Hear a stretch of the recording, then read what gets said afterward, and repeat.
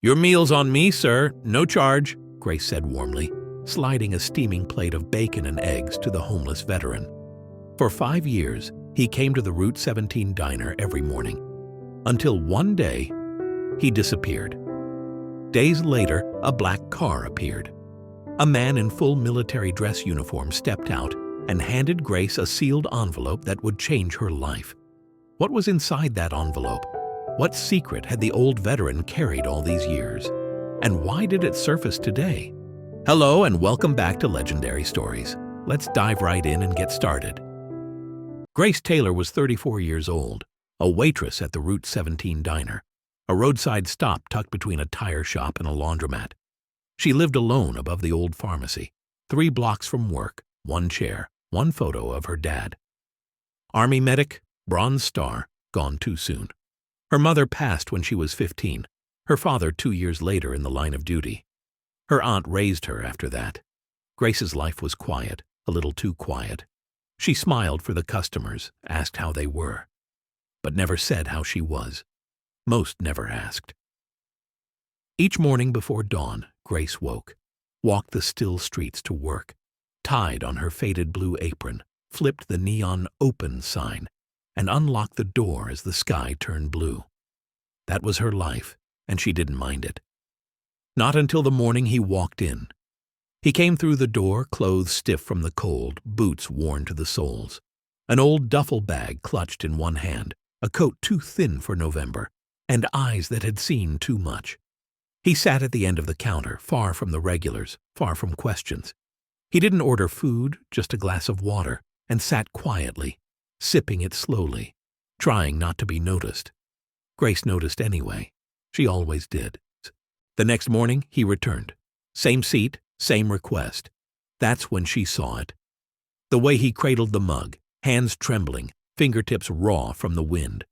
She also saw the backpack, stuffed to the seams, the torn sleeping bag poking out the side, and the boots. Still wet from the night. He was homeless. That much was clear. But there was something else, a kind of quiet discipline, a careful posture, like someone who used to wear a uniform. By the 5th day, Grace had made up her mind. She asked the cook for an extra plate of bacon and eggs, slid it in front of him. No explanation. "It's a mistake," she smiled. "The kitchen messed up. Might as well eat it." He stared at the plate, confused, then suspicious, then grateful. He didn't say thank you. Not at first, but he ate every bite. When she came back, the plate was clean, and the napkin had been folded into a tiny triangle, placed neatly beside the empty cup. She didn't say anything, but she smiled just a little. From that day forward, it became their ritual, 7 a.m. sharp.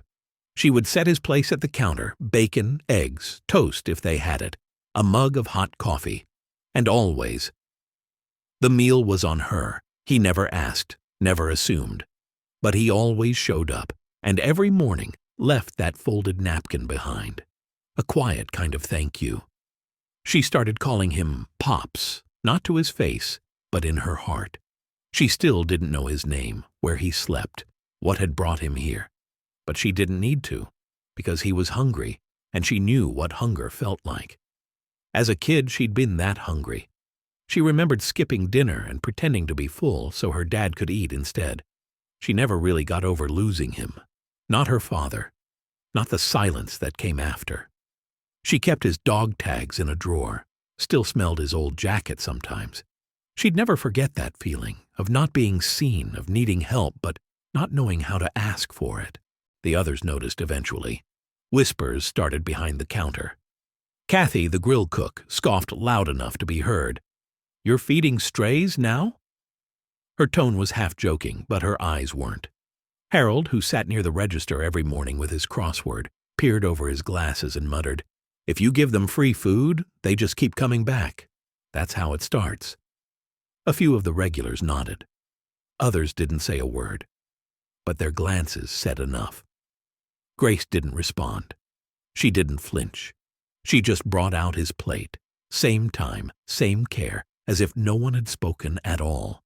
She focused on his hands, rough and weathered, fingers trembling slightly as he held the fork.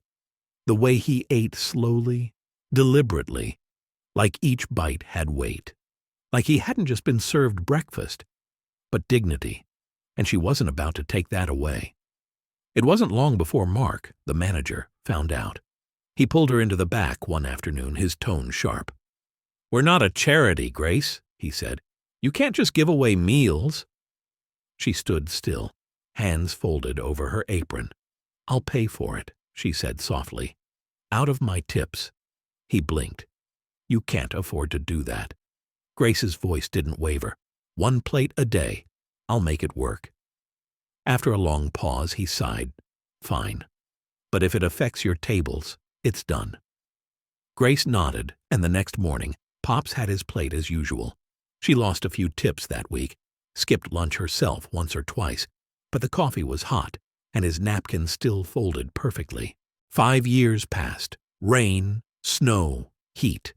He came every day, like clockwork, never asked for anything, never gave his name, just coffee, food, and silence. But Grace didn't need thanks.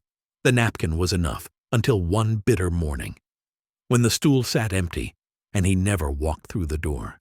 It was January, bitter cold, the kind that stung your skin before you even reached the door. Wind scraped against the diner windows, rattling the frame like it wanted in. Grace flipped the open sign, same as always, but her eyes kept drifting to the counter, to the stool. She set the plate out. Bacon, eggs, toast, just the way he liked it. Poured the coffee, 2 sugars, no cream. Folded the napkin into a triangle, tighter than usual, and waited.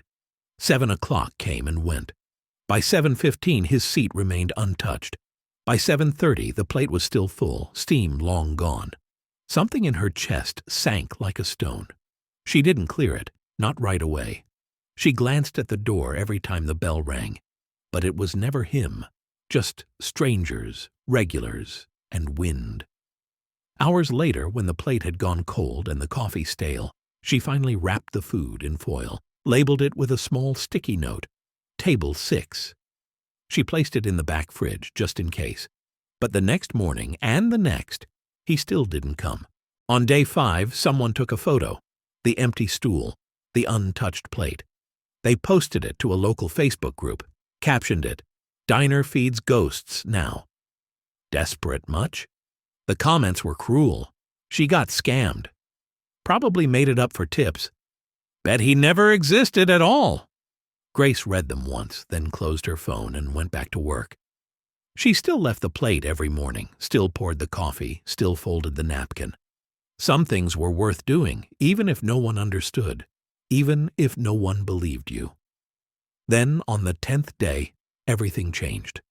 Just after noon, a single black SUV pulled into the diner's lot. Dark, silent, government plates. The diner went still. Conversations paused mid-sentence. A tall man stepped out, dress uniform, ribbons, medals, gravitas.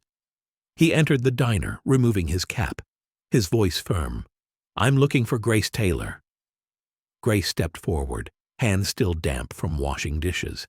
"That's me." He nodded. "Colonel Marcus Hayes, 5th Special Forces Group, U.S. Army." He pulled a sealed envelope from his coat, wax seal, gold trim. "This is for you." Inside, a photograph, her father, smiling, in uniform, in Vietnam. Beside him, Pops. The colonel began to speak. "His name was Walter Johnson. He served with your father. They were best friends, and on the night before your father's final deployment, Walter made a promise. He swore that if anything happened, he would watch over you." Grace's breath caught. He lost everything when he came back, struggled to find work, didn't have a home. But when he found you here, working in this diner, he kept his promise. He came every day, not because he needed charity, but because he needed to be near you, to make sure you were okay. The diner fell completely silent. Even Kathy stopped moving. Harold stood, mouth slightly open. A couple held hands. The ceiling fan buzzed overhead. Colonel Hayes straightened, snapped to attention. The officers behind him did the same, and saluted. Then, quietly, the colonel added, "Walter passed away last week.